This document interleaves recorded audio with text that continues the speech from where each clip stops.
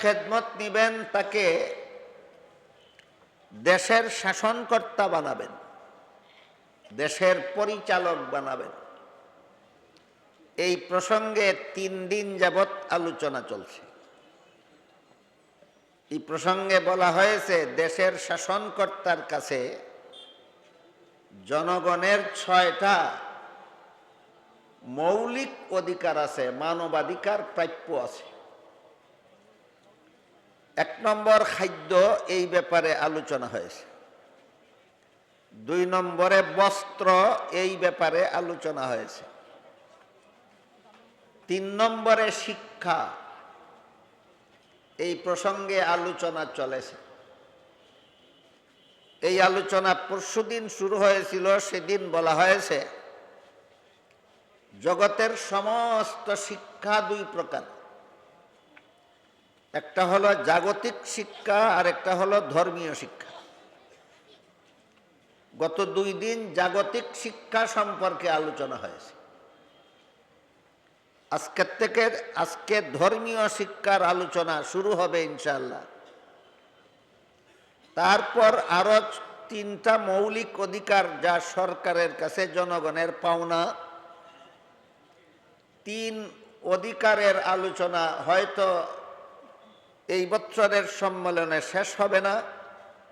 আগামী বছরে যদি আল্লাহ তৌফিক দেন, এই সম্মেলন থাকে, আপনারা আসেন, আমি বেঁচে থাকি, তাইলে সরকারের কাছে জনগণের বাকি 3টা মৌলিক অধিকারের আলোচনা আগামী বছর করা হবে।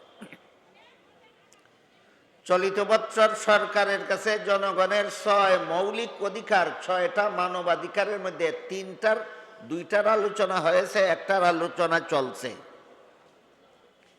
যে 2টার আলোচনা হয়েছে এর মধ্যে একটা হলো খাদ্য, দ্বিতীয়টা হলো বস্ত্র, আর যে আলোচনাটা চলছে 3 নম্বর, সেটা হলো শিক্ষা।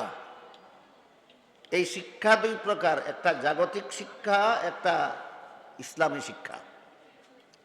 জাগতিক শিক্ষা সম্পর্কে গত 2 দিন আলোচনা হয়েছে। আজকে ইসলামী শিক্ষা সম্পর্কে আলোচনা শুরু হচ্ছে। তাই ইসলামী শিক্ষা এবং জাগতিক শিক্ষার মধ্যে সম্পর্ক কি এবং এই 2টার প্রয়োজনীয়তা কি, কোনটার কি পরিমাণ দরকার, এই আলোচনার মাধ্যমে ইসলামী শিক্ষার আলোচনাটা শুরু করলে বিষয়টা বোঝা সহজ হবে। আল্লাহ পাক রব্বুল আলামিন মানুষকে জন্মগতভাবেই অজানাকে জানার জন্য, এটার নামই শিক্ষা, অজানাকে জানার নামই শিক্ষা। আল্লাহ মানুষকে জন্মগতভাবেই অজানাকে জানার জন্য, অর্থাৎ শিখার জন্য 6টা হাতিয়ার দিয়ে থাকে। মানুষের শরীরে 6টা হাতিয়ার ফিট করে দিয়ে থাকেন। শিক্ষার 6 হাতিয়ার শরীরে ফিট করা অবস্থায় মানব সন্তানের জন্ম হয়। এই হাতিয়ারগুলির নাম হলো যথাক্রমে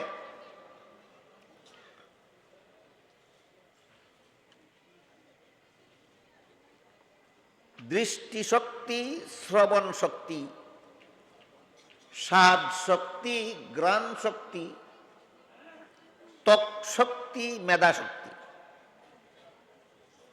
এই 6টা পাওয়ার, 6টা শক্তি আল্লাহ জন্মগতভাবে মানুষকে দিয়া থাকেন শুধু শিক্ষার জন্য, অজানাকে জানার জন্য। এই 6টা হাতিয়ারের নাম শুনে যাদের পরিষ্কারভাবে বুঝে আসবে না, তাদের বোঝার জন্য আমি 6টা উদাহরণ দিয়ে 6টা হাতিয়ারের কথা বুঝাই। প্রথম দিনের চন্দ্র আকাশে উদয় হলো কিনা এটা জানা যায় একটা হাতিয়ারের দ্বারা। এই হাতিয়ারটার নাম হলো দৃষ্টিশক্তি, তাকে মানুষের চোখে। পৃথিবীর থেকে এত দূর আকাশের চন্দ্রের খবর বাদ দিলে আপনাদের নাগালে পাওয়ার মতো পরিবেশে উদাহরণ দিলে, আপনাদের মাথার উপর সামিয়ানার নিচে বাতি জ্বলে, জ্বলে কিনা জ্বলে না জানার মতো ব্যবস্থা আছে কিনা? ব্যবস্থাটার নাম দৃষ্টিশক্তি। ব্যবস্থাটার নাম দৃষ্টিশক্তি, তাকে মানুষের চোখে। আর যে মাইকের দ্বারা আপনারা কথার আওয়াজগুলি শুনতেছেন, মাইকে ঠিক মতো আওয়াজ হয় কিনা এটাও জানার মতো একটা হাতিয়ার আমাদের শরীরে ফিট করা আছে। এই হাতিয়ারটার নাম হইল শ্রবণ শক্তি। তাকে মানুষের কানে, দেখুন তো আপনারা মাইকে আওয়াজ হয় কিনা, এটা কি চোখে দেখা যায় না কানে শোনা যায়? এটা কত নম্বর হাতিয়ারের দ্বারা জানা গেল? 2 নম্বর হাতিয়ারের দ্বারা। তারপরে কোন খাদ্যে কেমন স্বাদ আছে এটাও জানার একটা হাতিয়ার আছে, তার নাম হইল স্বাদ শক্তি। তাকে মানুষের জিহ্বায়। লবণ মুখে দিলে যেমন লাগে, চিনি মুখে দিলে তেমনই লাগে না ভিন্ন রকম? কিভাবে জানলেন? স্বাদ শক্তির দ্বারা, তাকে মানুষের জিহ্বায়। কোন জিনিসে কেমন গন্ধ, কোন আতরের সুগন্ধ কোন রকম, এটা জানার মতো একটা হাতিয়ার আল্লাহ মানুষের শরীরে ফিট করে দিছেন। এটার নাম ঘ্রাণ শক্তি। তাকে মানুষের নাকে, তাকে মানুষের নাকে।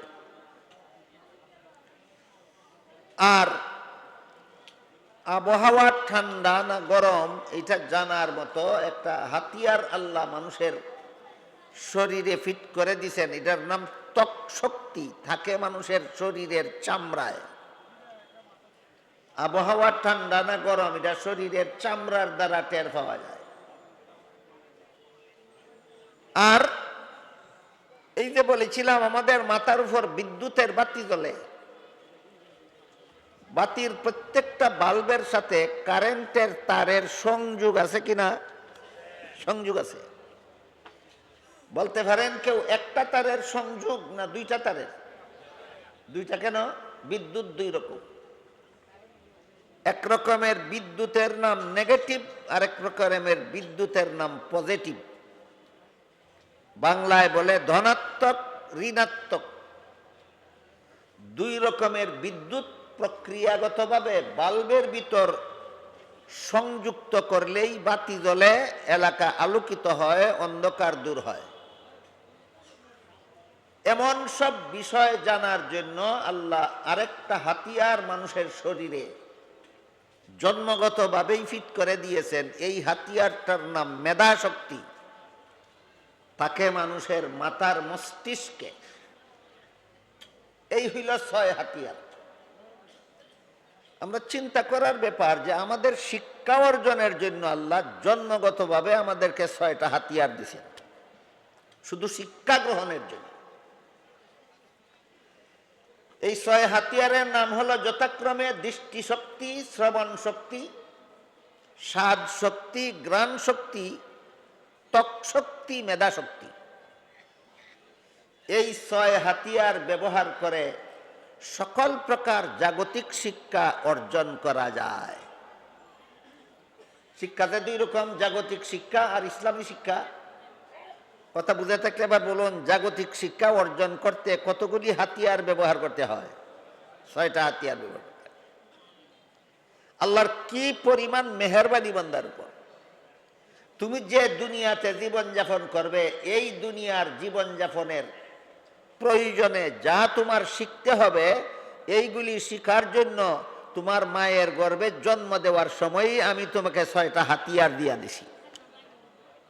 6 হাতিয়ার ব্যবহার করে যতদিন পর্যন্ত তুমি দুনিয়াতে বসবাস করবে, ততদিন তোমার যা কিছু দরকার এই 6 হাতিয়ার ব্যবহার করে তুমি তা শিখে নাও।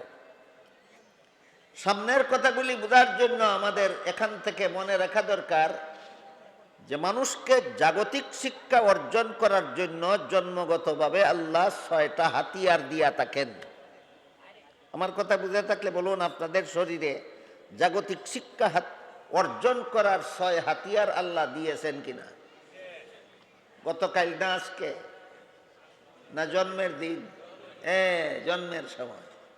প্রত্যেকটা মানুষকে জন্মের সময় আল্লাহ 6টা হাতিয়ার তার শরীরে ফিট করে দিতেন, শুধু জাগতিক শিক্ষা অর্জন করার জন্য। কোন শিক্ষা অর্জনের জন্য?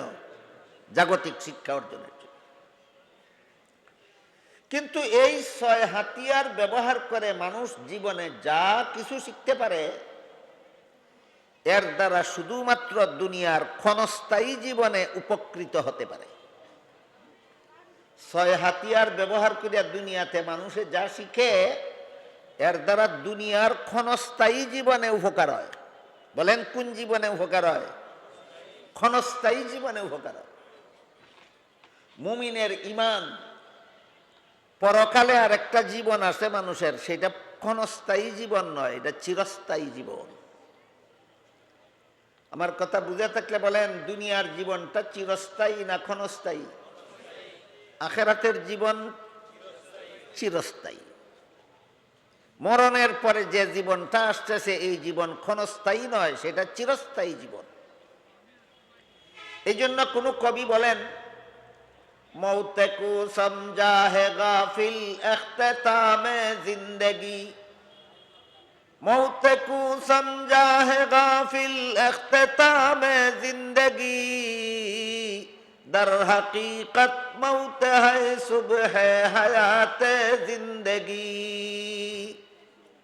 মূর্খরা মনে করে মরলেই জীবন শেষ, জ্ঞানীরা জানে মরণের পরেই আসল জীবন শুরু। এই কবিতাটার অর্থ।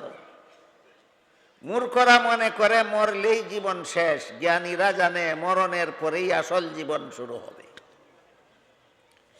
তাহলে মরণের আগে দুনিয়াতে আমরা যে জীবনটা পেয়েছি, এটা হলো একটা ক্ষণস্থায়ী জীবন। এই জীবনের যা কিছু শিখার মতো আছে, সবগুলি শিখার জন্য আল্লাহ 6টা হাতিয়ার দিয়েছেন।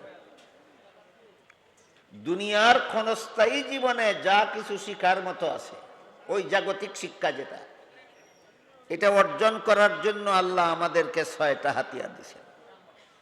এই 6 হাতিয়ার ব্যবহার করে আপনার মরণটা কেমন হবে কিচ্ছুই বুঝতে পারবেন না।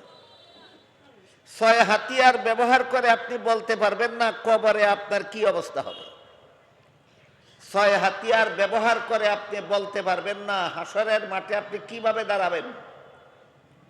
6 হাতিয়ার ব্যবহার করে আপনি জানতে পারবেন না পুলসিরাত কিভাবে পার হবেন। 6 হাতিয়ার ব্যবহার করে আপনি জানতে পারবেন না জাহান্নাম থেকে কিভাবে রক্ষা পাবেন। 6 হাতিয়ার ব্যবহার করে আপনি জানতে পারবেন না জান্নাত কিভাবে লাভ করতে পারেন।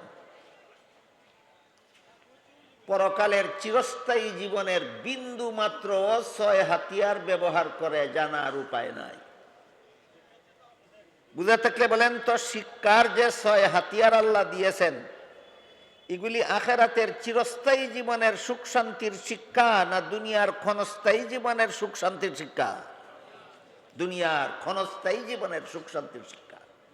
অথচ মানুষের মধ্যে আর হাইওয়ান জানোয়ারের মধ্যে, মানুষের মধ্যে আর পশুর মধ্যে যত পার্থক্য আছে, এর মধ্যে উল্লেখযোগ্য একটা পার্থক্য হইল, হাইওয়ান জানোয়ার দুনিয়ার ক্ষণস্থায়ী জীবনে সুখী হতে পারলেই তুষ্ট হয়ে যায়। হাইওয়ান জানোয়ার দুনিয়ার ক্ষণস্থায়ী জীবনে সুখ শান্তি পাইলেই তুষ্ট হয়ে যায়। মানুষকে দুনিয়ার ক্ষণস্থায়ী সুখ শান্তিতে তুষ্ট হওয়ার জন্য আল্লাহ সৃষ্টি করেননি, মানুষকে সৃষ্টি করেছেন পরকালের চিরস্থায়ী সুখ শান্তি দিয়া তুষ্ট করার জন্য। এখানে কি মানুষের জীবনে আর হাইওয়ানের জীবনে পার্থক্য পরিষ্কার হয় না?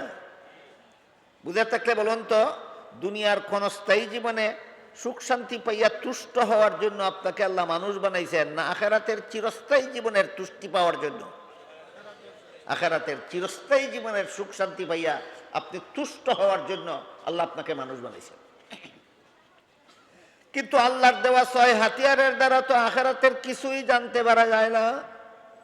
তাহলে চিরস্থায়ী জীবনের সুখ শান্তির ব্যবস্থাটা আমি জানবো কিভাবে? তাই আল্লাহ পাক রব্বুল আলামিন মেহেরবানি করে দুনিয়ার বিদ্যা হাসিল করার জন্য 6 হাতিয়ার দিয়েছেন আল্লাহ, তাও মেহেরবানি করে। যার চক্ষু নাই, অন্ধ অবস্থায় জন্ম হয়েছে, সে জানে আল্লাহর দেওয়া এই নিয়ামতের দাম কত। যে বদির বদির হিসাবে জন্মইছে, কানে শুনে না, সে বুঝে এই নিয়ামতের দাম কত। কাজেই দুনিয়ার বিদ্যা অর্জনের জন্য আল্লাহ যে 6 হাতিয়ার দিয়েছেন, এর মূল্য অপরিসীম, অমূল্য সম্পদ।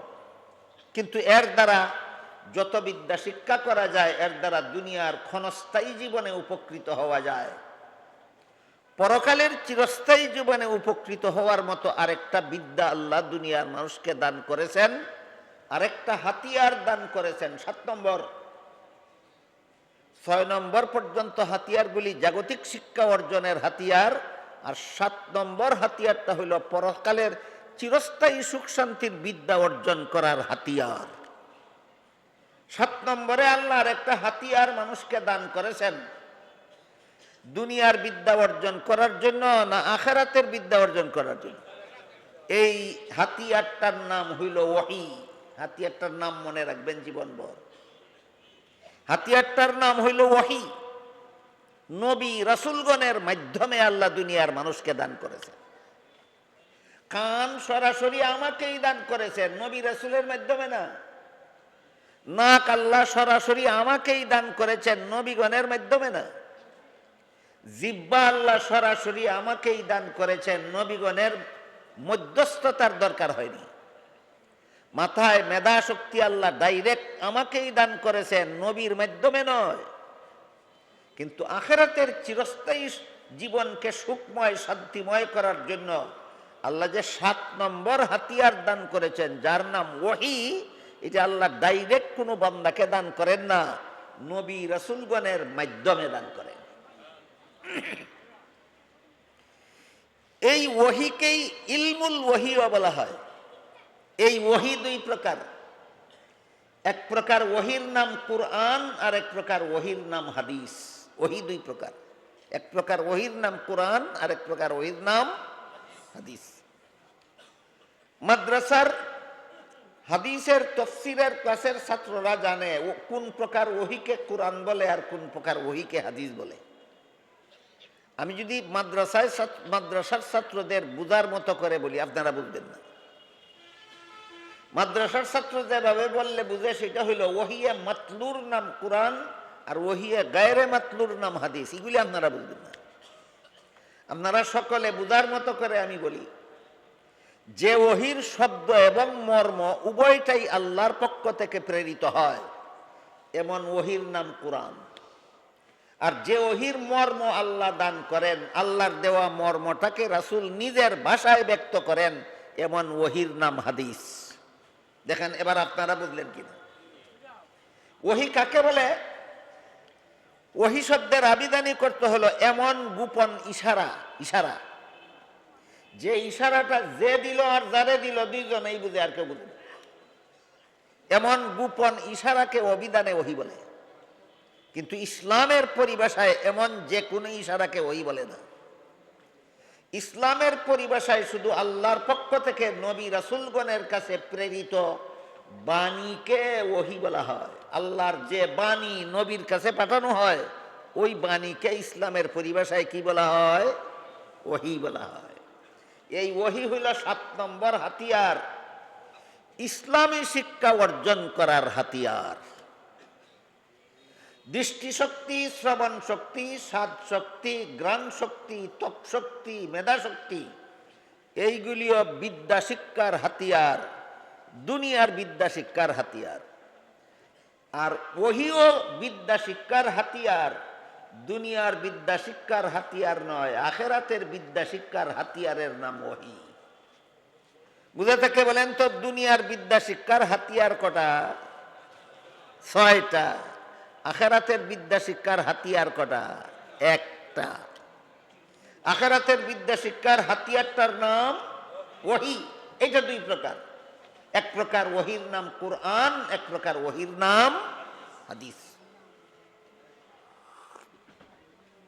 আখিরাতের বিদ্যা শিক্ষার জন্য এই ওহী আল্লাহ নবী রাসূলের কাছে কেন পাঠালেন? মুহাম্মদুর রাসূলুল্লাহ সাল্লাল্লাহু আলাইহি ওয়াসাল্লামের কাছে আল্লাহ 30 পারা কুরআন এবং লক্ষ লক্ষ হাদিস কেন নাজিল করলেন? 2 কাজের জন্য। মনে রাখা দরকার সারা দুনিয়ার সমস্ত মুসলমানদের জীবন ভর মুহাম্মদুর রাসূলুল্লাহর কাছে আল্লাহ কোরআন কেন পাঠালেন, মুহাম্মদুর রাসূলুল্লাহর কাছে আল্লাহ হাদিস কেন পাঠালেন, মুহাম্মদুর রাসূলুল্লাহর কাছে ইসলামী শিক্ষার মূল উৎস দুই জিনিস কেন পাঠালেন? দুই কারণে। কত কারণে? দুই কারণ। এক নম্বর কারণ, 6 হাতিয়ারের দ্বারা যে তুমি দুনিয়ার বিদ্যা শিখবে, এই দুনিয়ার বিদ্যা বাস্তবায়ন করার পদ্ধতি আছে দুইটা, একটা হালাল একটা হারাম। দুনিয়ার বিদ্যা বাস্তবায়ন করার পদ্ধতি আছে কটা? দুইটা। এক পদ্ধতি হালাল আর এক পদ্ধতি হারাম। দুনিয়ার বিদ্যা কোন পদ্ধতিতে বাস্তবায়ন করলে হালাল হয়, কোন পদ্ধতিতে বাস্তবায়ন করলে হারাম হয়, যা সারা দুনিয়ার সমস্ত বিজ্ঞানী, মহাবিজ্ঞানী, পণ্ডিত, দার্শনিকদের সম্মিলিত চেষ্টার দ্বারাও জানার কোনো ক্ষমতা নাই। একমাত্র ইলমে ওহির দ্বারা আল্লাহ জানিয়ে দিয়েছেন দুনিয়ার বিদ্যাকে যদি এইভাবে কাজে লাগাও তাইলে হালাল হবে, আর দুনিয়ার বিদ্যাকে যদি ওইভাবে কাজে লাগাও তাইলে হারাম হবে। যেভাবে হালাল হয় সেইভাবে দুনিয়ার বিদ্যা কাজে লাগাও যদি পরকালে জাহান্নাম থেকে বাঁচতে চাও, আর দুনিয়ার বিদ্যাকে যদি হারাম পদ্ধতিতে কাজে লাগাও পরকালে তোমাদের জাহান্নামের শাস্তি থেকে রেহাই নাই। বুঝে থাকলে বলেন দুনিয়ার বিদ্যা কাজে লাগাবার পদ্ধতি কটা? একটা হালাল একটা হারাম। কোনটা হালাল কোনটা হারাম এটা 6 হাতিয়ারের দ্বারা জানার উপায় নাই। এটা 7 নম্বর হাতিয়ারের দ্বারা আল্লাহ জানাই দিয়েছেন দুনিয়ার কোন বিদ্যা কিভাবে কাজে লাগাইলে হালাল হবে আর কিভাবে কাজে লাগাইলে হারাম হবে। যেমন দুনিয়াতে জীবন যাপন করার জন্য উপার্জনের দরকার, রুজি রোজগারের দরকার। রুজি রোজগারের বিভিন্ন পদ্ধতি আছে, এর মধ্যে একটা পদ্ধতি হলো ব্যবসা। ব্যবসার মাধ্যমে মুনাফা অর্জন হয়। আর একটা পদ্ধতি হলো সুদের কারবার। সুদের কারবারের দ্বারাও মুনাফা পাওয়া যায়। ব্যবসার দ্বারাও মুনাফা হাসিল করা যায়, সুদের কারবারের দ্বারাও মুনাফা হাসিল করা যায়। এই দুটো পদ্ধতি আমরা 6 হাতিয়ার ব্যবহার করে জানতে পারি, কিন্তু কোনটা হালাল কোনটা হারাম মাথা ঘামাইয়া সারা জীবনেও জানার উপায় নাই। তাই আল্লাহ পাক রব্বুল আলামিন ওহীর মাধ্যমে জানিয়ে দিয়েছেন আহাল্লাল্লাহুল বাইআ ওয়া হাররামার রিবা। ব্যবসার মুনাফা হালাল, সুদের মুনাফা হারাম। আমার কথাগুলি বুঝে থাকলে আপনারা বলেন ব্যবসার মুনাফা হালাল, সুদের মুনাফা হারাম যে কোন বিজ্ঞানীর গবেষণার ফসল? একমাত্র ওহীর মাধ্যমে আল্লাহ আমাদেরকে জানিয়ে দিয়েছেন ব্যবসার মুনাফা হালাল, সুদের মুনাফা হারাম। কেন ওহী নাজিল করলেন? তুমি যেন হালাল উপায়ে উপার্জন করো, পরকালে জাহান্নাম থেকে বাঁচতে পারো। তুমি যেন হারাম উপায়ে উপার্জন করে পরকালে জাহান্নামের পথে পরিচালিত না হও। এই 7 নম্বর হাতিয়ার পাঠাইয়া থাকেন আল্লাহ দুই কারণে। এর মধ্যে এক কারণ, তোমার দুনিয়া কোন পদ্ধতিতে দুনিয়ার বিদ্যা ব্যবহার করলে হালাল হবে, তুমি জাহান্নাম থেকে বাঁচতে পারবে, কোন পদ্ধতিতে দুনিয়ার বিদ্যা কাজে লাগাইলে হারাম হবে, তোমার জাহান্নামে যেতে হবে, এটা তোমাকে জানাইয়া দেওয়ার জন্য, চিনাইয়া দেওয়ার জন্য আল্লাহ 7 নম্বর হাতিয়ার ওহী নবী রাসূলের মাধ্যমে দুনিয়াতে পাঠাইছেন মানুষের কাছে। দ্বিতীয় কারণ, দ্বিতীয় যে কারণে আল্লাহ নবী রাসূলগণের কাছে ওহী পাঠাইছেন, কুরআন হাদিস নাজিল করেছেন আমাদের নবীর কাছে, দ্বিতীয় কারণ হইল দুনিয়ার জীবনে কোন কাজ করলে তুমি জান্নাতের অধিকারী হতে পারো। এটা সারা দুনিয়ার সমস্ত বিজ্ঞানী, পণ্ডিত, দার্শনিক সম্মিলিতভাবে মাথা ঘামাইয়াও বলতে পারবে না তুমি দুনিয়াতে কোন কাজ করলে আখিরাতে জান্নাতে যাবে, তুমি দুনিয়াতে কোন কাজ করলে আখিরাতে জান্নাতে যাবে। সারা দুনিয়ার সমস্ত বিজ্ঞানী, সমস্ত পণ্ডিত, সমস্ত দার্শনিক সম্মিলিতভাবে মাথা ঘামাইলেও বলতে পারবে না। এই জন্য আল্লাহ কোরআন হাদিসের মাধ্যমে বান্দাদেরকে জানাইয়া দিয়েছেন দুনিয়ার জীবনে এই কাজগুলি করো, এর দ্বারা তোমরা পরকালে জান্নাতে যাবে। কথা বুঝে থাকলে বলেন 7 নম্বর হাতিয়ার যে আল্লাহ বিদ্যা শিক্ষার হাতিয়ার পাঠাইলেন ওহী, এটা দুনিয়ার বিদ্যা শিক্ষার না আখিরাতের বিদ্যা শিক্ষার? এই ওহী কত কারণে পাঠাইছেন? 2 কারণে। 1 নম্বর দুনিয়ার বিদ্যা কিভাবে কাজে লাগাইলে হালাল হয় আর কিভাবে কাজে লাগাইলে হারাম হয় এটা জানাইয়া দেওয়ার জন্য। 2 নম্বর দুনিয়ার জীবনে কোন কাজ করলে আখিরাতে জান্নাত পাওয়া যাবে ওইটা চিনাইয়া দেওয়ার জন্য। যেমন হাদিস শরীফে রাসূল করিম সাল্লাল্লাহু আলাইহি ওয়াসাল্লাম বলেন, আসসালাতু মিফতাহুল জান্নাহ আও কামা ক্বালা আলাইহিস সালাতু ওয়াসসালাম। দুনিয়ার জীবনে যারা ঠিকমতো নামাজ পড়বে আখিরাতে তাদের এই নামাজটাই জান্নাতের চাবি হবে। দুনিয়ার জীবনের নামাজ আখিরাতের জান্নাতের চাবি। দুনিয়ার জীবনের নামাজ আখিরাতের জান্নাতের চাবি। এই কথাটা আমরা কি 6 হাতিয়ারের দ্বারা জানতে পারলাম না 7 নম্বরটার দ্বারা? 7 নম্বরটার নাম ওহী। কার আল্লাহ ডাইরেক্ট পাঠাইছেন আমাদের কাছে না নবীর মাধ্যমে? নবীর মাধ্যমে। আরেক হাদিসে রাসূল করিম সাল্লাল্লাহু আলাইহি ওয়াসাল্লাম বলেন, আস-সাওমু জুন্নাতুল লিন-নাস। রমজান মাসের রোজা হলো জাহান্নাম থেকে বাঁচার হাতিয়ার। রমজান মাসের রোজা জাহান্নাম থেকে বাঁচার হাতিয়ার। এই হাতিয়ারটা আমরা চিনলাম 6 হাতিয়ার ব্যবহার করে না 7 নম্বরটার দ্বারা? আমার কথা বুঝে থাকলে বলেন তো, 7 নম্বর হাতিয়ার কি আল্লাহ ডাইরেক্ট আমাদেরকে দান করেছেন না নবীগণের মাধ্যমে? কেন দান করছেন? 2 কারণে। কেন দান করছেন? 2 কারণে। 1 নম্বর কারণ, দুনিয়ার কোন কাজ হালাল কোন কাজ হারাম এটা তোমরা 6 হাতিয়ার ব্যবহার করে জানতে পারবে না। যে ওহী তোমাকে চিহ্নিত করে দেবে দুনিয়ার কোন কাজ হালাল আর কোন কাজ হারাম। আর 2 নম্বর কারণ, দুনিয়াতে কোন কাজ করলে তোমরা আখিরাতে জাহান্নাম থেকে বাঁচতে পারবে, দুনিয়াতে কোন কাজ করলে তোমরা আখিরাতে জান্নাত লাভ করতে পারবে, ওইগুলি তোমাদেরকে চিনাইয়া দেওয়ার জন্য আল্লাহ 7 নম্বর হাতিয়ার পাঠিয়েছেন নবী রাসূলগণের মাধ্যমে। এই হাতিয়ারটার নাম হইল ওহী। এই হাতিয়ারটার নাম হইল ওহী। সুতরাং ওহীর বিদ্যার নাম হইল ইসলামী শিক্ষা। আর 6 হাতিয়ার ব্যবহার করে যেসব বিদ্যা অর্জন করা হয় এগুলির নাম জাগতিক শিক্ষা। 2 শিক্ষার ডেফিনেশন ক্লিয়ারলি বুঝে আসলো। 6 হাতিয়ার ব্যবহার করে যত বিদ্যা হাসিল করা যায় এগুলির নাম কি শিক্ষা? জাগতিক শিক্ষা। আরো সোজা নাম বলা যায় দুনিয়ার বিদ্যা। আরো সহজে বলা যায় দুনিয়ার বিদ্যা। দুনিয়ার বিদ্যা বেদরকারি বলেই আল্লাহ 6টা হাতিয়ার দিয়েছেন জন্মগতভাবে শিখার জন্য। মনে করেন আপনারা দুনিয়ার বিদ্যার কোনো দরকার নাই এই জন্য হাতিয়ার 6টা দিয়েছেন না? দরকারি। দুনিয়ার বিদ্যা দরকারি বলেই প্রত্যেকটা মানুষের সাথে জন্মগতভাবে তার শরীরে হাতিয়ারগুলি ফিট করে দিয়েছেন। এইগুলি ব্যবহার করে তুমি দুনিয়ার বিদ্যা জেনে নাও।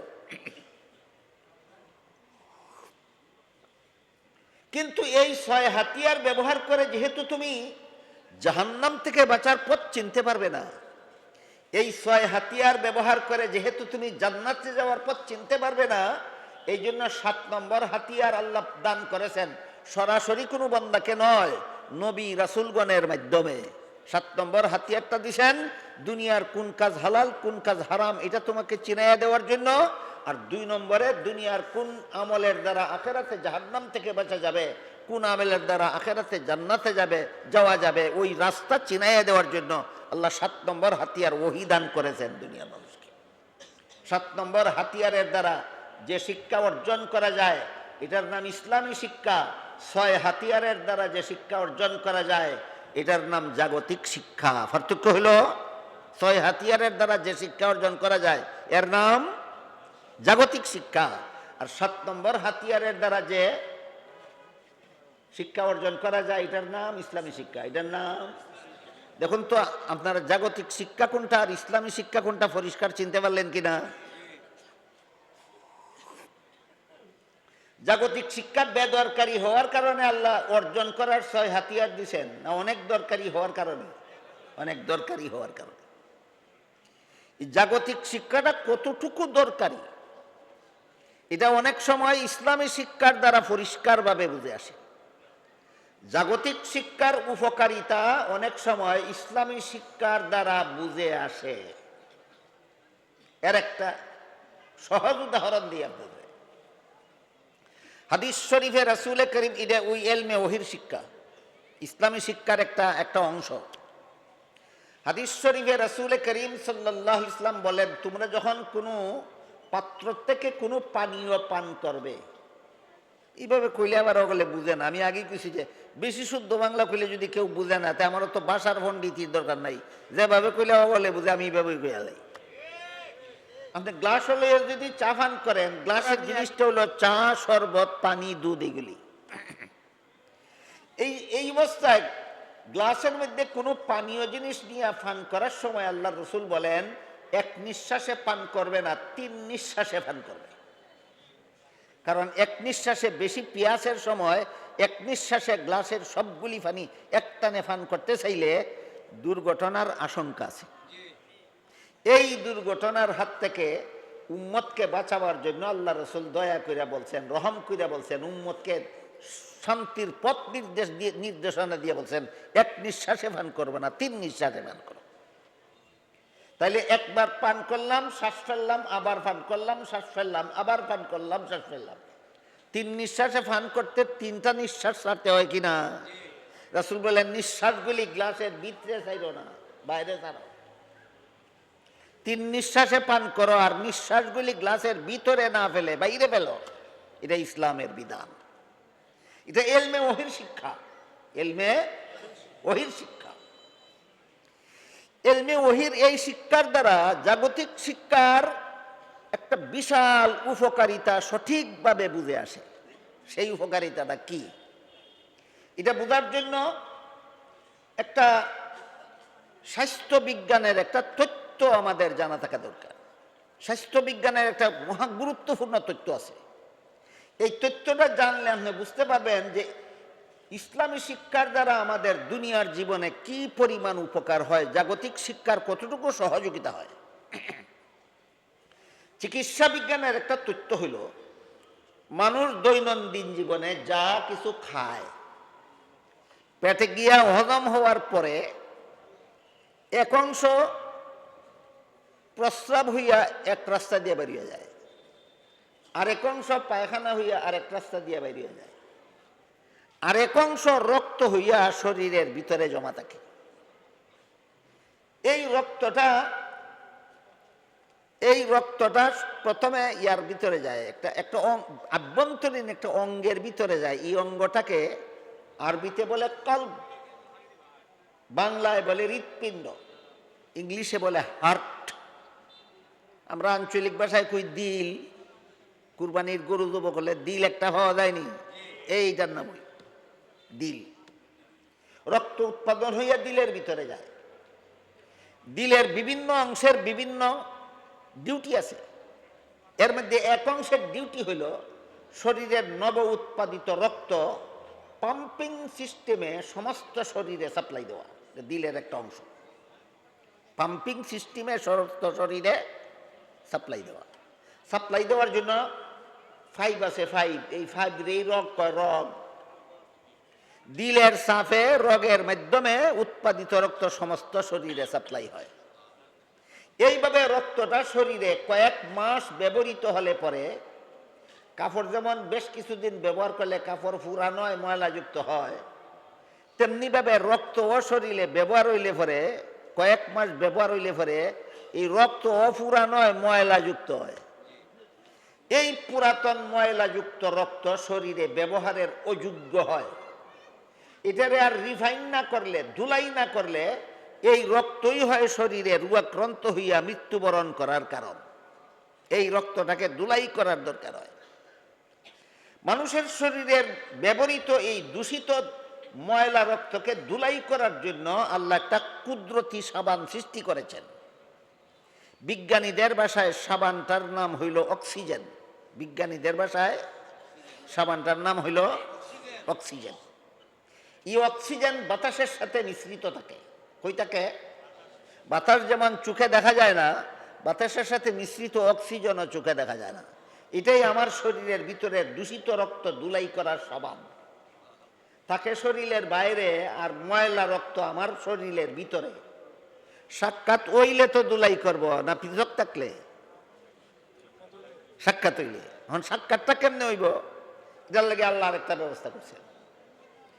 এই দূষিত রক্ত ধুলাই করার সাবান অক্সিজেন শরীরের বাইরের থেকে শরীরের ভিতরে ঢুকবে, দূষিত রক্তের সাক্ষাৎ পাবে, ধুলাই করে রিফাইন করে দেবে। এই কাজের জন্য আল্লাহ মানুষের শরীরের ভিতরে আরেকটা অঙ্গ সৃষ্টি করেছেন, এটার নাম ফুসফুস। আঞ্চলিক ভাষায় আমরা কই ফুলা, ফুসফুস চিনেন তো? হৃৎপিণ্ডের হার্টের আরেক অংশের কাজ হইল দূষিত রক্ত পাম্পিং সিস্টেমে শরীরে সাপ্লাই না দিয়া ফুসফুসের ভিতরে সাপ্লাই দেয়। হৃৎপিণ্ডের এক অংশ বিশুদ্ধ রক্ত সাপ্লাই দেয় সমস্ত শরীরে, আর হৃৎপিণ্ডের আরেক অংশ দূষিত রক্ত সাপ্লাই দেয় ফুসফুসের ভিতরে। ফুসফুসের ভিতরে বলার ঘরের মতো, মৌমাছির বাসার মতো অসংখ্য ছোট ছোট কুটুরি থাকে। এই কুটুরিগুলির ভিতরে দূষিত রক্ত গিয়া অক্সিজেনের অপেক্ষা করতে থাকে।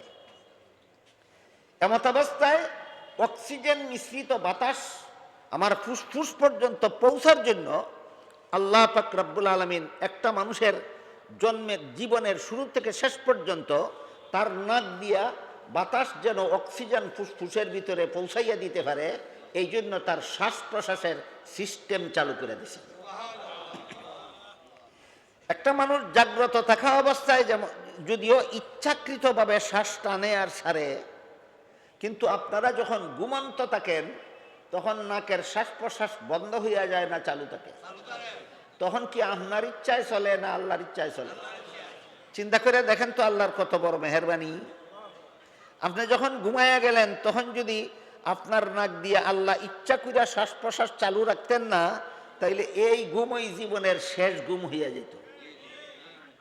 এই জন্য মুফাসসিরিন মুহাক্কিকিনে মুফাসসিরিন লিখেছেন, আধুনিক বিজ্ঞান যে যত বেশি চর্চা করবে, আধুনিক বিজ্ঞান যে যত বেশি বুঝতে পারবে, সে তত বেশি আল্লাহকে চিনতে পারবে। আধুনিক বিজ্ঞান যে যত বেশি বুঝতে পারবে, সে তত বেশি আল্লাহকে চিনতে পারবে। দেখেন এখানে পরিষ্কার ভাষায় আল্লাহ, পরিষ্কারভাবে আল্লাহরে চিনা যায় কিনা।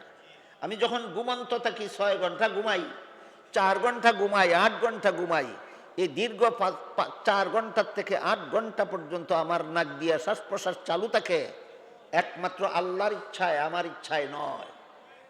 কাজে আল্লাহ যে ইচ্ছা করে এই কয়েক ঘন্টা আমার নাক দিয়ে শ্বাস প্রশ্বাস চালু রাখলেন, এই একটা কাজের শুকরিয়া আদায় করার জন্য যে জন্ম থেকে মৃত্যু পর্যন্ত আল্লাহর দরবারে সেজদায় পড়ে থাকা যায়, তবুও তার মূল্য পরিশোধ হবে না। কি বলেন? এই জন্য মুফাসসিরিন কেরাম লিখেছেন, আধুনিক বিজ্ঞান সঠিকভাবে যে বুঝতে পারে, এ খুব সহজেই আল্লাহরে চিনতে পারে।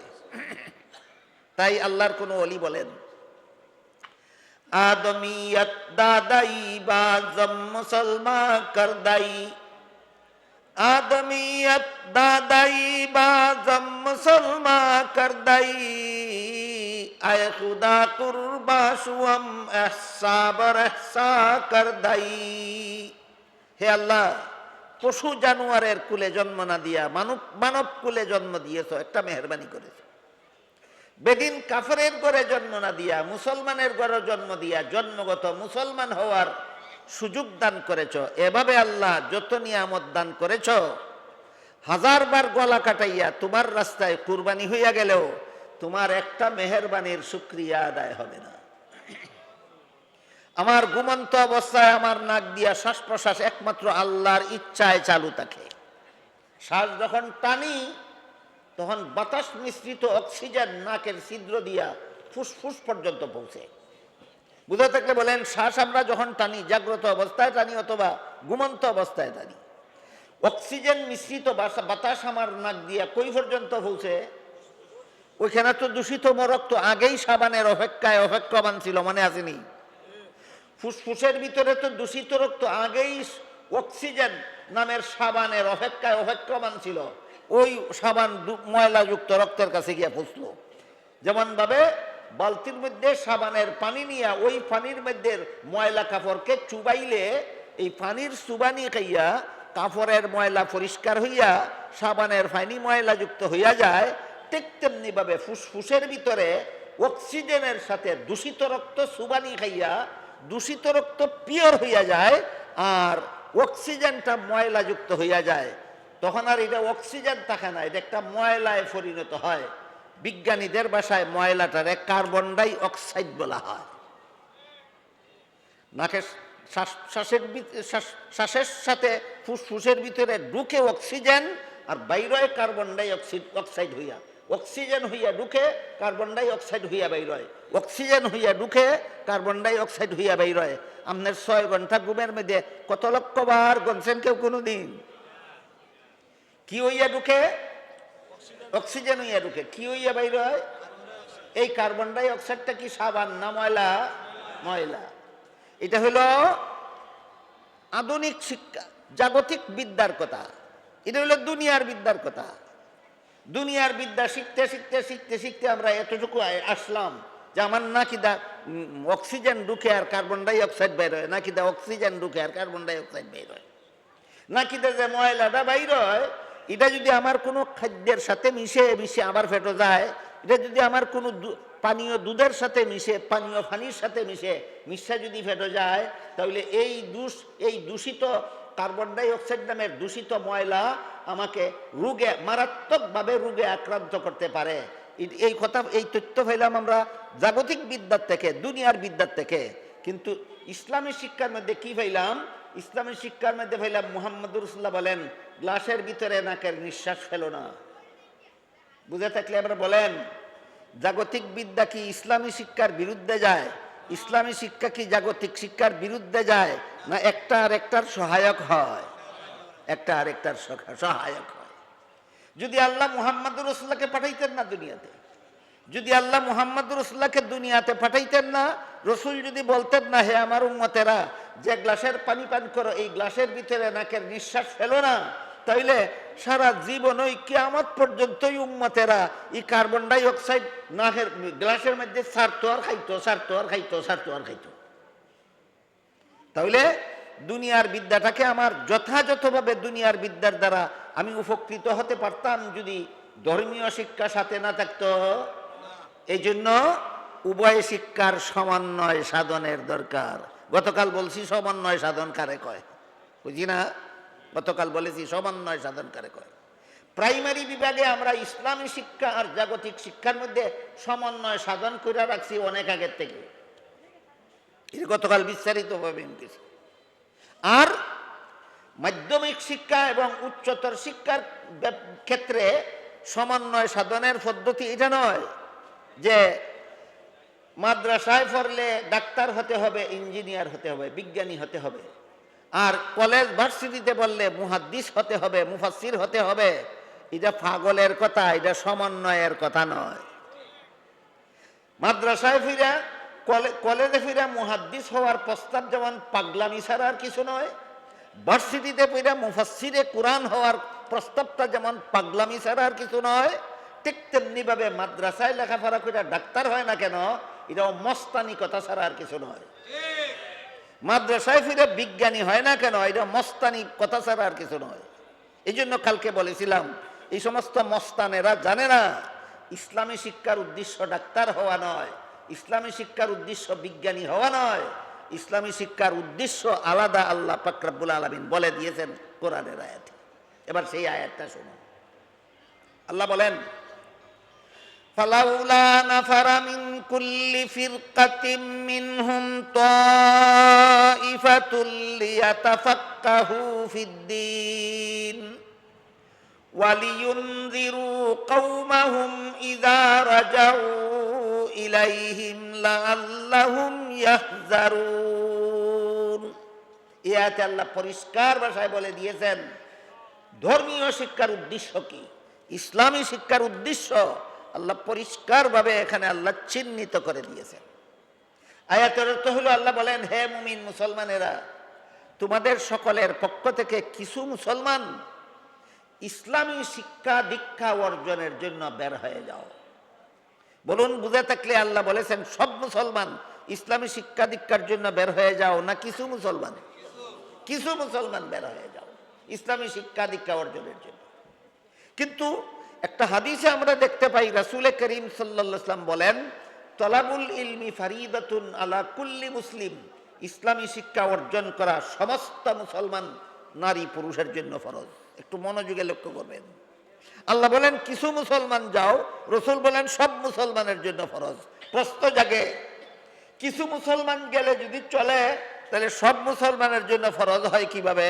আর সব মুসলমানের জন্য যদি ফরজ হয় তাহলে কিছু মুসলমান গেলে চলে কিভাবে? প্রশ্ন বুঝলেন কিনা? এই প্রশ্নের জবাব বোঝার জন্য জানা যায় না, পাক নাফাক জানা যায় না, নমাজ বন্দিগি জানা যায় না, মুসলমানের মতো জীবন যাপন করা যায় না। এই পরিমাণ ইসলামী শিক্ষা হইল ইসলামী শিক্ষার প্রাথমিক স্তর। ইসলামী শিক্ষার প্রাথমিক স্তরের ইসলামী শিক্ষা অর্জন করলে পরেই আপনি বের হয়ে যাও। এটা ইসলামের মাধ্যমিক এবং উচ্চতর শিক্ষার জন্য বলেছেন। ইসলামের মাধ্যমিক শিক্ষা অর্জন করা সব মুসলমানের জন্য ফরজ নয়, কিছু মুসলমান গেলেই হয়। ইসলামের উচ্চতর শিক্ষা অর্জন করা সব মুসলমানের জন্য ফরজ নয়, কিছু মুসলমান গেলেই হয়। কিন্তু ইসলামের প্রাথমিক শিক্ষা অর্জন করার যোগ্যতাও সব মুসলমানের আছে, সময় সুযোগও আল্লাহর পক্ষ থেকে দেওয়া আছে। এই জন্য হাদিস শরীফে আল্লাহর রাসূল ইসলামের প্রাথমিক শিক্ষার ব্যাপারে বলেছেন সমস্ত মুসলমানদের জন্য ফরজ। এবার বলুন, হাদিস শরীফে যে রাসূল বলেছেন ইসলামী শিক্ষা অর্জন করা সব মুসলমানের জন্য ফরজ, এটা উচ্চতর শিক্ষা না মাধ্যমিক শিক্ষা না প্রাথমিক শিক্ষা? প্রাথমিক শিক্ষা। আর কোরআনে যে আল্লাহ বলেছেন কিছু মুসলমান যাও, এটা হলো মাধ্যমিক শিক্ষা। এর আকৃতি ধারণ করে রাসূলের কাছে এসেছিলেন, কতগুলি প্রশ্ন করেছিলেন, রাসূল জবাব দিয়েছিলেন। তারপরে জিবরিল চলে যাওয়ার পর রাসূল উপস্থিত সাহাবাদের জিজ্ঞাসা করেছিলেন, কোন লোকটা এসে আমার সাথে প্রশ্নোত্তর করে চলে গেল, তোমরা কি চিনতে পেরেছ? সাহাবাগণ বলেন, আমরা চিনতে পারিনি। রাসূল বলেন, হাযা জিবরিলু আতাকুম ইউআল্লিমুকুম দীনাকুম। ইনি জিবরিল ফেরেশতা এসেছিলেন প্রশ্নোত্তরের মাধ্যমে তোমাদের দ্বীন শিক্ষা দেওয়ার জন্য। এই জন্য ইসলামী শিক্ষাকে দ্বীনি শিক্ষাও বলা হয়। এই জন্য ইসলামী শিক্ষাকে দ্বীনি শিক্ষাও বলা হয়। প্রথম প্রশ্ন করেছিলেন জিবরিল রাসূলকে, মাল ঈমান, ঈমান কাকে বলে? জবাবে রাসূল বলে দিয়েছেন, 6টা কথা বিশ্বাস করার নাম ঈমান। আল্লাহ বিশ্বাস, ফেরেশতা বিশ্বাস, আসমানি কিতাব তথা কোরআন বিশ্বাস, নবী রাসূল বিশ্বাস, তাকদীর বিশ্বাস, আখিরাতের চিরস্থায়ী জীবন বিশ্বাস। আল্লাহ বিশ্বাস, ফেরেশতা বিশ্বাস, কোরআন বিশ্বাস, নবী রাসূল বিশ্বাস, তাকদীর বিশ্বাস, আখিরাত বিশ্বাস। কটা হইল? এই প্রশ্নের জবাবে আল্লাহ রাসূল ঈমানের 6টা মূল কথা বলে দিয়েছেন। কোরআন হাদিসে এই 6টা মূল কথার সাথে আরো অনেকগুলি আনুষঙ্গিক কথা আছে। সবগুলি আনুষঙ্গিক কথাকে সবিস্তারে দলিল প্রমাণ সহ উম্মতের মহামনীষীগণ একটা শাস্ত্রে বিন্যস্ত করেছেন, একটি ফন্নে মুদব্বন করেছেন। ওই শাস্ত্রটাকে পরিভাষাগতভাবে ইলমে আকাইদ বলা হয়। সারমর্ম হলো, জিবরিলের প্রথম প্রশ্নের জবাবে রাসূল তার উম্মতকে ইলমে আকাইদ শিক্ষা দিয়েছেন। এখন ইলমে আকাইদের সংক্ষিপ্ত সংজ্ঞা কি? মাদ্রাসার ছাত্রদেরকে যেভাবে কইলে বুঝে, আপনারা এইভাবে কইলে বুঝবেন। এই জন্য আমি আপনারা সকলে বুঝার মতো করে বলি, ইলমে আকাইদের পরিচয় কি? কোন ইলমকে ইলমে আকাইদ বলে, যা জিবরিলের প্রথম প্রশ্নের জবাবে রাসূল তার উম্মতকে শিক্ষা দিলেন। আল্লাহর যে সমস্ত বিধান শরীরের অঙ্গ প্রত্যঙ্গ দ্বারা পালন করার কিছু নাই, শুধু অন্তরে বিশ্বাস করতে হয়, এই বিধানগুলি জানার নাম ইলমে আকাইদ। যেমন আল্লাহ আছেন, অন্তরে শুধু বিশ্বাস করতে হয়। আল্লাহ একজন, অন্তরে বিশ্বাস করতে হয়। আল্লাহ লা শরীক, অন্তরে বিশ্বাস করতে হয়। আদম আলাইহিস সালাম প্রথম নবী, অন্তরে বিশ্বাস করতে হয়। মুহাম্মদুর রাসূলুল্লাহ শেষ নবী, অন্তরে বিশ্বাস করতে হয়। সমস্ত নবী রাসূলগণ আজীবন বেগুনাহ, অন্তরে বিশ্বাস করতে হয়। অঙ্গ প্রত্যঙ্গের দ্বারা পালন করার কিছু নাই, এমন বিধান জানার নাম ইলমে আকাইদ। কঠিন নয় বুঝতে, বুঝেন কিনা? আল্লাহর যেসব বিধান শুধু অন্তরে বিশ্বাস করতে হয়, শরীরের অঙ্গ প্রত্যঙ্গের দ্বারা পালন করার কিছু নাই, এসব বিধান জানার নাম ইলমে আকাইদ। জিবরিলের প্রথম প্রশ্নের জবাবে রাসূল তার উম্মতকে ইলমে আকাইদ শিক্ষা দিয়েছে। এরপরে জিবরিল 2 নম্বর প্রশ্ন করলেন, মাল ইসলাম, ইসলাম কারে কয়? প্রথম প্রশ্ন আছে ঈমান কারে কয়? ঈমানের মূল কথা রাসূল বলে দিয়েছেন 6টা। দ্বিতীয় প্রশ্ন করলেন, ইসলাম কারে কয়? রাসূল এই প্রশ্নের জবাবে বলে দিলেন, ইসলামের মূল কথা 5টা। মুখে কলেমা উচ্চারণ করা, 5 বেলা নামাজ কায়েম করা, রমজান মাসে রোজা রাখা, ধনী হলে যাকাত দেওয়া, সামর্থ্যবানের হজ করা। এই 5টা হইল ইসলামের মূল কথা। এর সাথে কোরআন হাদিসে বর্ণিত আরো যত ইসলামের আনুষঙ্গিক কথা আছে সবগুলিকে সবিস্তারে দলিল প্রমাণ সহ উম্মতের মহামনীষীগণ আরেকটি শাস্ত্রে বিন্যস্ত করেছেন, আরেকটি ফন্নে মুদব্বন করেছেন। পরিভাষাগতভাবে ওই শাস্ত্রটাকে ইলমে ফিকহ বলা হয়। সারমর্ম হলো জিবরিলের দ্বিতীয় প্রশ্নের জবাবে রসুল তার উম্মতকে ইলমে ফিকহ শিক্ষা দিয়েছেন। ইলমে ফিকহর শর্ট ডেফিনেশন, সংক্ষিপ্ত সংজ্ঞা হলো আল্লাহর যে সমস্ত বিধান শুধু অন্তরে বিশ্বাস করলে চলে না, শরীরের বাহ্যিক অঙ্গ প্রত্যঙ্গের দ্বারা পালনও করতে হয়। এইগুলি জানার নাম ইলমে ফিকহ। যেমন উযুর 4 ফরজ বিশ্বাস করলে উযু হয় না, হাত মুখ ধুইতে হয়। নামাজের 13 ফরজ বিশ্বাস করলে নামাজ হয় না, রুকু সিজদা করতে হয়। বুঝে থাকতে বলেন উযু নামাজ ইমানের বিষয় না ইসলামের বিষয়? ইসলামের বিষয়। এটা আল্লাহর এমন বিধান শুধু বিশ্বাস করলে চলে না, অঙ্গ প্রত্যঙ্গের দ্বারা পালনও করতে হয়। এমন বিধান জানার নাম ইলমে ফিকহ। জিবরিলের দ্বিতীয় প্রশ্নের জবাবে রাসূল তার উম্মতকে ইলমে ফিকহ শিক্ষা দিয়েছেন। জিবরিল 3 নম্বর প্রশ্ন করলেন, মাল ইহসান, নির্ভেজাল ইবাদত কোনটা? জবাবে রাসূল করিম সাল্লাল্লাহু আলাইহি ওয়াসাল্লাম নির্ভেজাল ইবাদতের 2টা মূল কথা বলে দিয়েছেন। ইমানের মূল কথা 6টা, ইসলামের মূল কথা 5টা, আর নির্ভেজাল ইবাদতের মূল কথা 2টা। নির্ভেজাল ইবাদতের মূল কথা 2টা। একটা হলো আন তা'বুদাল্লাহ কাআন্নাকা তারাহু ফাইন লাম তাকুন তারাহু ফাইন্নাহু ইয়ারাক। কোন বর্ণনায় আছে আন তাফআলা, কোন বর্ণনায় আছে আন তা'মালা। সবগুলি বর্ণনার সারমর্ম হলো সদা সর্বদা তোমার দুনিয়ার জীবনের সদা সর্বদা আল্লাহ তোমার সামনে আছেন। নির্ভেজাল ইবাদতের একটা মূল কথা, আর একটা হলো সদা সর্বদা তুমি আল্লাহর সামনে আছো। নির্ভেজাল ইবাদতের 2 নম্বর মূল কথা। আল্লাহ আমার সামনে আছেন একটা কথা, আর আমিও আল্লাহর সামনে আছি আর একটা কথা। কটা কথা? এই 2টা কথা হলো নির্ভেজাল ইবাদতের মূল কথা। এখানে একটা আনুষঙ্গিক আলোচনা আছে, এটা অত্যন্ত কঠিন, কিন্তু বর্তমান সমাজে এটা নিয়ে অপব্যাখ্যা চলছে। অপব্যাখ্যা, এই অপব্যাখ্যার হাত থেকে বাঁচাবার জন্য আপনাদেরকে আমি এই কঠিন বিষয়টার একটু সহজ অংশটুকু আপনাদের সামনে তুলে ধরতে চাই। সেটা হলো আল্লাহ থাকেন কোথায়? এই প্রশ্ন, আল্লাহ থাকেন কোথায়? রাসূল করিম সাল্লাল্লাহু আলাইহি ওয়াসাল্লামকে সাহাবায়ে কেরাম একবার জিজ্ঞাসা করলেন, ওগো আল্লাহর রাসূল, আপনি আমাদেরকে বলে দিন আল্লাহ থাকেন কোথায়। আল্লাহ যদি আমাদের কাছ থেকে অনেক দূরে থাকেন তাহলে চিৎকার দিয়ে দোয়া করব যেন আল্লাহ শুনতে পারেন, আর যদি আল্লাহ আমাদের ধারে কাছে থাকেন তাহলে তা আস্তে দোয়া করলেও আল্লাহ শুনবেন। কাজেই আমাদের আস্তে দোয়া করব না জোরে দোয়া করব, এটা সিদ্ধান্ত করতে হইলে আমাদের জানতে হয় আল্লাহ থাকেন কোথায়। হে রাসূল, আমাদেরকে বলে দিন আল্লাহ থাকেন কোথায়। এই প্রশ্নের জবাবে আল্লাহ আয়াত নাজিল করে বলেন, ওয়া ইযা সাআলাকা ইবাদি আন্নী ফাইন্নী করিবুন উজিবু দাওয়াতাদ দাঈ ইযা দাআনি ফালইস্তাজিবু লি ওয়াল ইউমিনু বি লাআল্লাহুম ইয়ারশুদুন। হে রাসূল করিম সাল্লাল্লাহু আলাইহি ওয়াসাল্লাম, প্রশ্নকারীদেরকে বলে দিন আমি আমার প্রতিটি বান্দার সাথে সাথে থাকি। বলেন আল্লাহ থাকেন কোথায়? প্রতিটি বান্দার সাথে সাথে থাকি। কোন আয়াতে বলছেন তোমার গারের শারগের চেয়েও কাছে থাকি।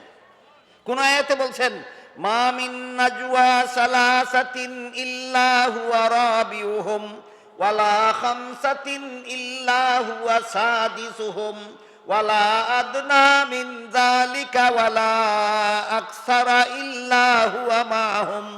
তোমাদের 3 জনে যদি চুপে চুপে কথা বলে আমি আল্লাহ তাদের কাছেও থাকি।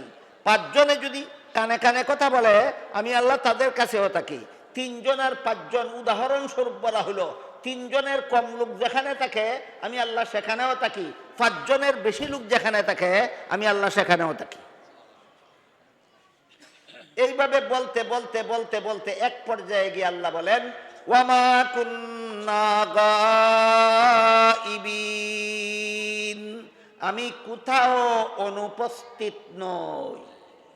আমি কোথাও, এবার বলেন যিনি কোথাও অনুপস্থিত নন তিনি উপস্থিতটা কোথায়? হ্যাঁ, এখন যে আয়াতে আল্লাহ বলছেন আমি আরশের উপরে আছি, ই আয়াত লইয়া যদি আমি কোথাও অনুপস্থিত নই সে যদি বুঝলে যাও, তাহলে যেই লোকে সারাদিন মাছ দৈরাক ডুলার তৈল ডুলার যে তলা নাই তার খবর নাই, ঠিক তেমনি ভাবে এই লোকে আল্লাহ আরশের উপরে আছেন এই আয়াত শুনিয়া প্রতিটি বান্দার কাছে কাছে আছে এই কথার তার খবর নাই। তোমার ইমান ডুলার তলায় দিয়ে চলে গেছে। আরশ সৃষ্টি করার আগে আল্লাহ ছিলেন না? আসমান সৃষ্টি করার আগে আল্লাহ ছিলেন না? জগৎ সৃষ্টি করার আগে আল্লাহ ছিলেন না? সুতরাং জগতের কোনো কিছু সৃষ্টি করার আগে আল্লাহ যে ছিলেন, তখন কিন্তু আল্লাহ তাহার জন্য কোনো স্থানের দরকার ছিল না। আজও পর্যন্ত আল্লাহ তাকার জন্য কোনো স্থানের দরকার হয় না, কোনোদিন আল্লাহ তাকার জন্য কোনো স্থানের দরকার হবে না। শুধু সর্বত্র যে আল্লাহর ক্ষমতা চলে, সব কিছু যে আল্লাহ জানেন, এই কথাটা বোঝাবার জন্য কোনো সময় বলেছেন আরশে আছি, মানে আরশেও আমার ক্ষমতা চলে। কোনো সময় বলেছেন আসমানে আছি, মানে আসমানেও আমার ক্ষমতা চলে। কোনো সময় বলেছেন সর্বত্র আছি, মানে সর্বত্রই আমার ক্ষমতা চলে। আল্লাহ সম্পর্কে মোটামুটি এইটা রাখতে হবে। এখন বলেন, আল্লাহ যদি সবখানেই থাকেন তাহলে আমার সামনে নাই, আছেন? হ্যাঁ, আরো পরিষ্কার ভাবে আল্লাহ বলেন,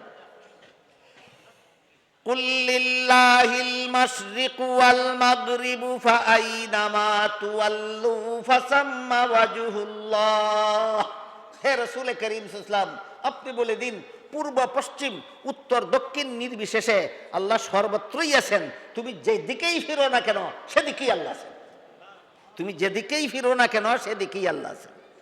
এই জন্য জিবরিল যখন জিজ্ঞাসা করলেন নির্ভেজাল ইবাদত কোনটা, মনে আছে নি কথা? রাসূল বললেন নির্ভেজাল ইবাদতের মূল কথা দুইটা। একটা হলো আল্লাহ সর্বদাই তোমার সামনে আছেন, তোমার দৃষ্টি শক্তির অভাবে তুমি দেখো না, আখিরাতে তোমার দেখার ব্যবস্থা আল্লাহ করে দিবেন। আর তুমিও সর্বদাই আল্লাহর সামনে আছো, আল্লাহর কিন্তু দেখার গুণে অভাব নাই, এই জন্য আল্লাহ তোমারে সর্বদাই দেখেন। আল্লাহ আমার সামনে আছেন, আমার দৃষ্টি শক্তির অভাবে দেখি না। আর আমি যে আল্লাহর সামনে আছি, আল্লাহর দেখার গুণে কোনো অভাব নাই, আল্লাহ সর্বদাই আমাকে দেখেন। এই বিশ্বাস অন্তরে জাগ্রত রাখার নাম নির্ভেজাল ইবাদত।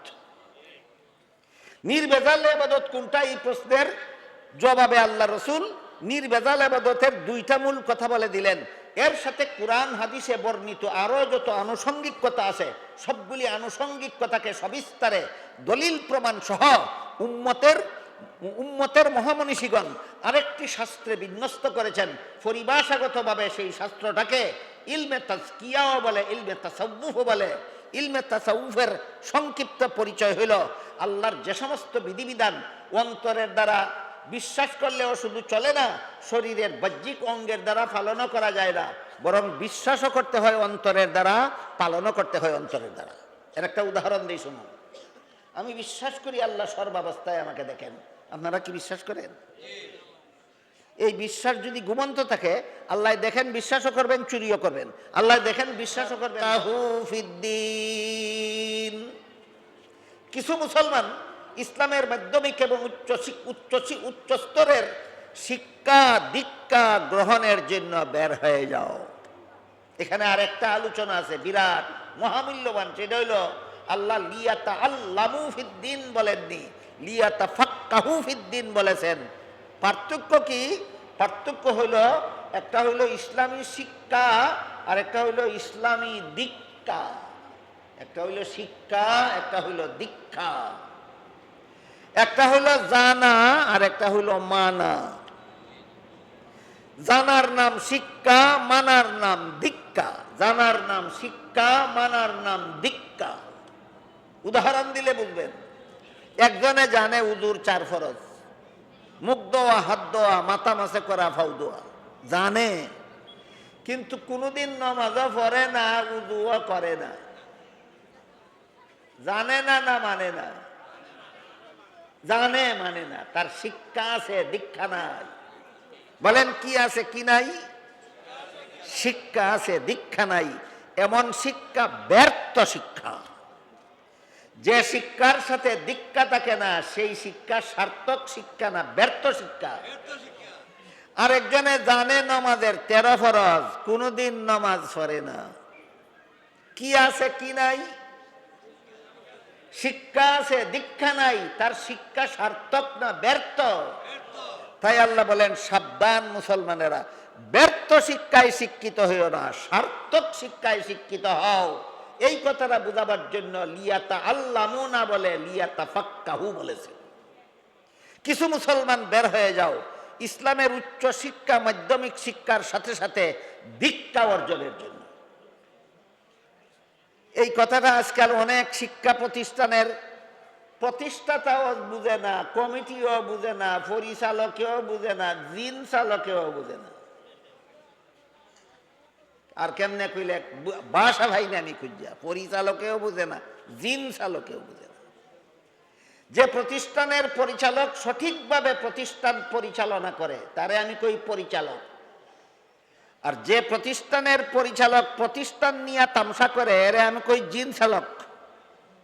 কি চালক? জিন চালক।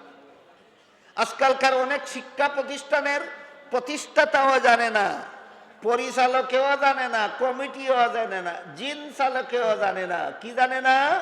যে শিক্ষা দীক্ষা ছাড়া শিক্ষা হইল ব্যর্থ শিক্ষা। দীক্ষা ছাড়া শিক্ষা হইল কেমন শিক্ষা? ব্যর্থ শিক্ষা। জানে না, জানে না। যে এই জন্যই শিক্ষা প্রতিষ্ঠানের গেটে লিখা রাখে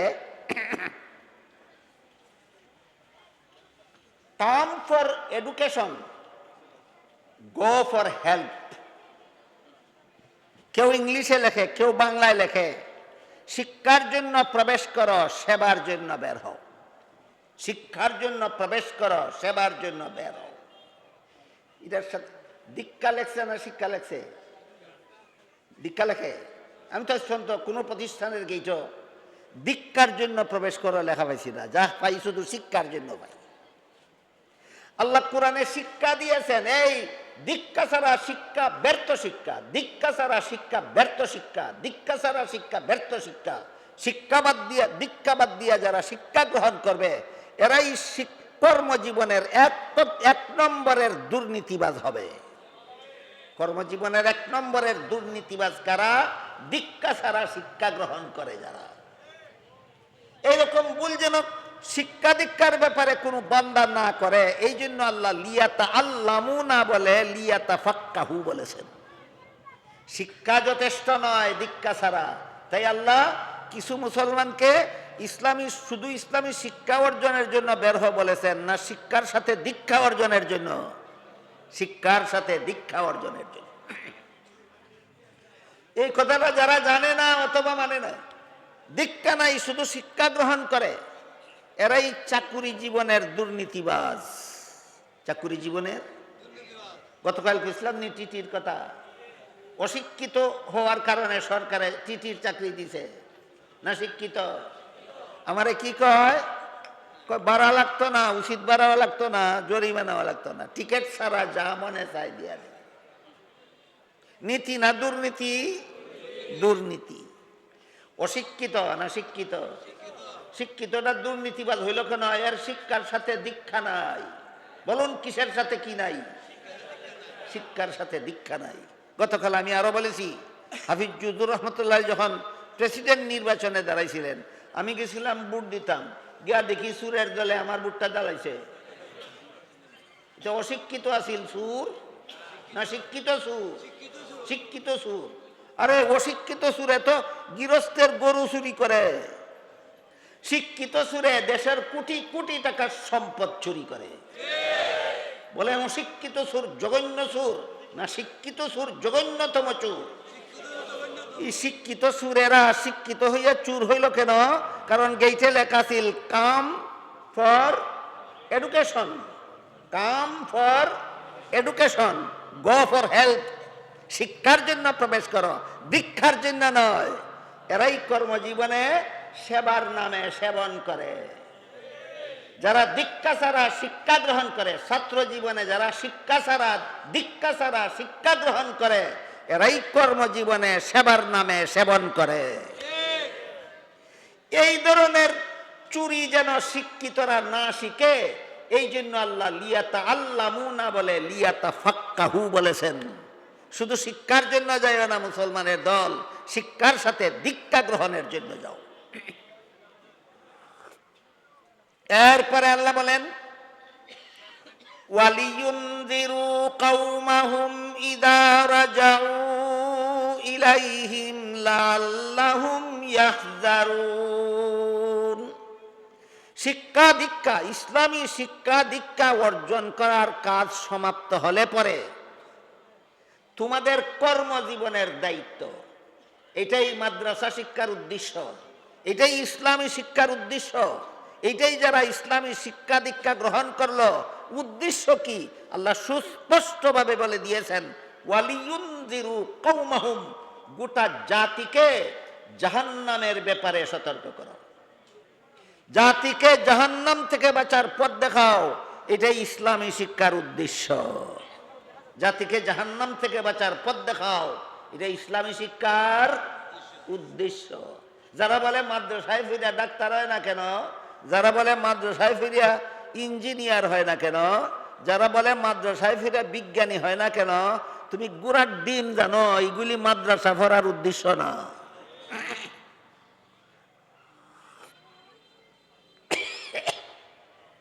আমার কথাগুলি বুঝে থাকলে বলেন, ইসলামী শিক্ষা ডাক্তার হওয়ার জন্য, ইসলামী শিক্ষা ডক্টর হওয়ার জন্য, ইসলামী শিক্ষা প্রফেসর হওয়ার জন্য, ইসলামী শিক্ষা ইঞ্জিনিয়ার হওয়ার জন্য, ইসলামী শিক্ষা বিজ্ঞানী হওয়ার জন্য, না গোটা মানব জাতিকে জাহান্নাম থেকে বাঁচার পথ দেখাবার জন্য?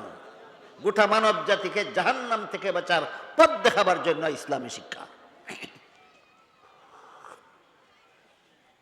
সময় হচ্ছে না, আরেকজন কোনটাই নিয়ে আইবা, জানলে ভালো হয়।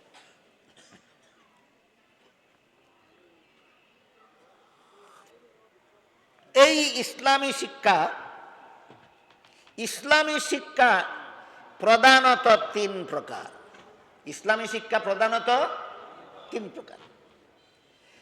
এক প্রকার ইসলামী শিক্ষার নাম ইলমে আকাইদ, আর এক প্রকার ইসলামী শিক্ষার নাম ইলমে ফিকহ, আর এক প্রকার ইসলামী শিক্ষার নাম ইলমে তাজকিয়া। নামগুলি মনে রাখতে পারেন, ইচ্ছা করলে, না রাখলেও কোনো অসুবিধা নেই, কিন্তু আলেমগণের মনে থাকা দরকার, ছাত্র মাদ্রাসার ছাত্রদের জন্য মনে রাখার চেষ্টা করা দরকার। ইসলামী শিক্ষা তিন প্রকার, এর বাইরে কোনো ইসলামী শিক্ষা নাই। ইসলামী শিক্ষা কত প্রকার? তিন প্রকার। প্রথম প্রকার ইসলামী শিক্ষার নাম ইলমে আকাইদ, দ্বিতীয় প্রকার ইসলামী শিক্ষার নাম ইলমে ফিকহ, তৃতীয় প্রকার ইসলামী শিক্ষার নাম ইলমে তাজকিয়া। ইলমে আকাইদ, ইলমে ফিকহ, ইলমে তাজকিয়া।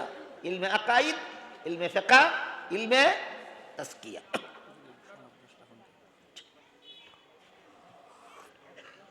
এবার আমরা একটা একটা করে বোঝার চেষ্টা করি ইলমে আকাইদ কাকে বলে, ইলমে ফিকহ কাকে বলে, ইলমে তাজকিয়া কাকে বলে। একটু কঠিন হবে, কিন্তু আমার বিবেচনায় মনে হয় যে পরিমাণ কঠিন তার চেয়ে বেশি পরিমাণ জরুরি সব মুসলমানের জানা। যেই মাছ মজা বেশি, এই মাছও কাটা বেশি, ঠিক আছে নি? কানলা মাছ মজাও বেশি, কাটাও বেশি। ইলিশ মাছ মজাও বেশি, কাটাও বেশি, এটা একটা স্বাভাবিক নিয়ম। যেই জিনিস দরকারি বেশি, যেই আলোচনার দরকারি বেশি, এই আলোচনা একটু কঠিন বেশি।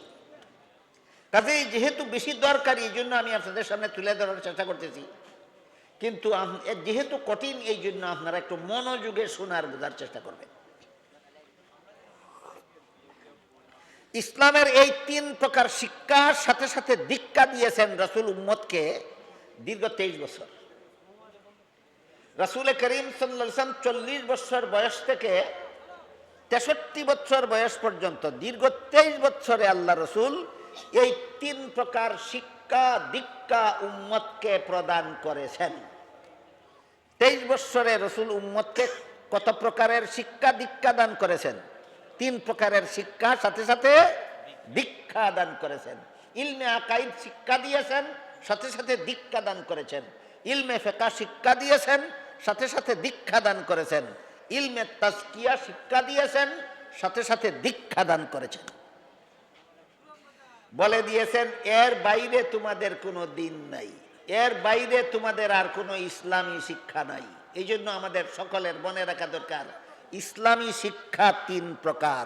প্রথম প্রকার ইসলামী শিক্ষার নাম ইলমে আকাইদ, দ্বিতীয় প্রকার ইসলামী শিক্ষার নাম ইলমে ফিকহ, তৃতীয় প্রকার ইসলামী শিক্ষার নাম ইলমে তাজকিয়া, এটা ইলমে তাসাউফ হয়। বিষয়টা সুন্দরভাবে বর্ণিত হয়েছে একটা প্রসিদ্ধ হাদিসে, যেই হাদিসটাকে মুহাদ্দিসিনে কেরামের পরিভাষায় হাদিসে জিবরিল বলা হয়।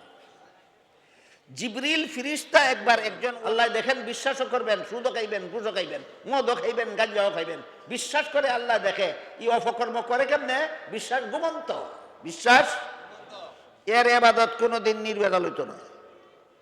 আর যদি আল্লাহ আমারে দেখেন, এই বিশ্বাস যদি তোমার জাগ্রত থাকে, তাহলে যে কাজে আল্লাহ নারাজ এই কাজের সাহস তোমার অন্তরে থাকবে না।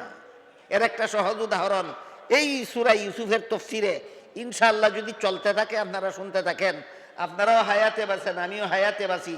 ঘটনা আসতেছে, ইউসুফ আলাইহিস সালামের সাথে জিনা করার জন্য একবার জুলাইখা খাস কামরায় নিয়ে গেছিল, রাজকীয়ভাবে সুসজ্জিত, যেই কামরার ভিতরে ইউসুফ জুলাইখা দুইজন ছাড়া দুনিয়ার কোনো মানুষ ছিল না। ইউসুফ সেখানে ঢুকে দেখলেন কামরার একপাশে কোনো একটা কিছু পর্দা দিয়ে ডাক্কা রাখছে। ইউসুফ জিজ্ঞেস করলেন, পর্দার আড়ালে কি ডাক্কা রাখছো? জুলাইখা কয়, আমি যে মূর্তির পূজা করি এটা ডাক্কা রাখছি। ইউসুফ বললেন, তুই তো এটার পূজা ওই করস, ডাক্কা রাখলে কেন? কয়, আমি এখন তোমার সাথে জিনা করব, মূর্তিটার সামনে জিনা করতে লজ্জা হয়, এই জন্য ডাক্কা রাখছি।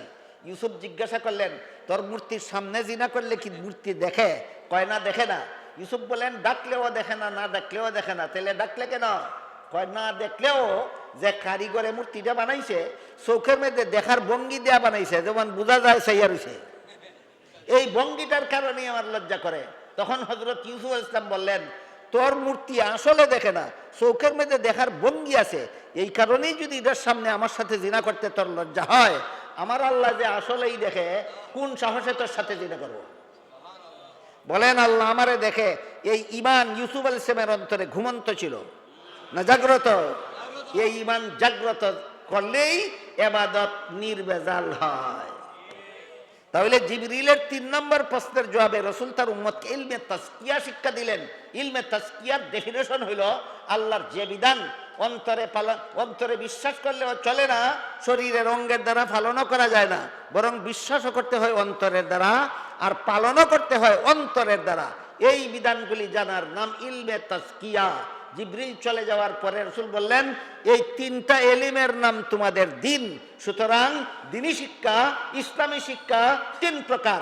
প্রথম প্রকার ইসলামী শিক্ষার নাম ইলমে আকাইদ, দ্বিতীয় প্রকার ইসলামী শিক্ষার নাম ইলমে ফিকহ, তৃতীয় প্রকার ইসলামী শিক্ষার নাম ইলমে তাজকিয়া। ইলমে আকাইদ, ইলমে ফিকহ, ইলমে তাজকিয়া, ইসলামী শিক্ষা 3 প্রকার। মনে রাখবেন, ইনশাআল্লাহ পরবর্তী আলোচনা এর পরে হবে।